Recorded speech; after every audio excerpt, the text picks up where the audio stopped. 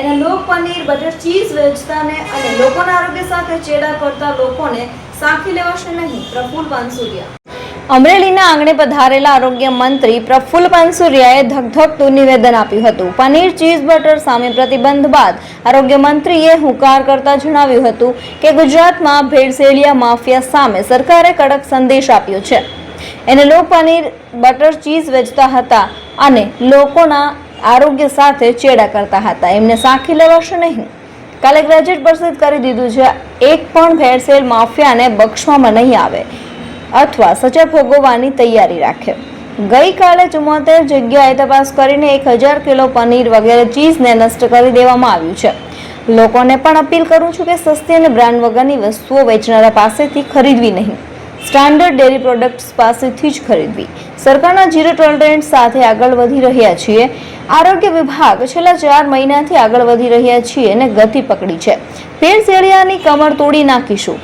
એમને હંમેશ માટે બંધ કરીશું અને લોકોને હેલ્થ બાબતમાં જાગૃતતા લાવશું.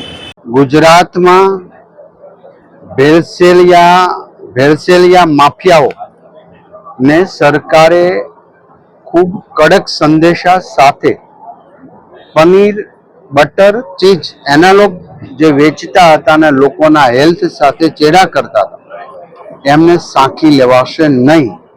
કાલે ગેજેટ પ્રસિદ્ધ કરી દીધું છે. આદરણીય ભૂપેન્દ્રભાઈ પટેલ સાહેબના માર્ગદર્શન સાથે એક પણ માફિયા ભેળસેળ માફિયાને બક્ષવામાં નહીં આવે.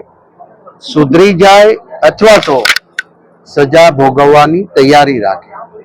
અમારી ટીમ ગુજરાતમાં કાલે લગભગ 74 જગ્યાએ રેડ કરીને 1000 કિલો જેટલા પનીર વગેરેનું નષ્ટ કરી દેવામાં આવ્યું છે. હું લોકોને પણ અપીલ કરું છું, જાગૃત રહીએ.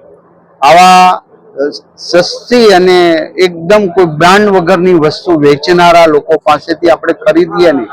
સ્ટાન્ડર્ડ ડેરી પ્રોડક્ટ્સ છે એમની પાસેથી જ આ વસ્તુ ખરીદીએ જેથી કરીને આપણે શુદ્ધ ખાઈ શકીએ.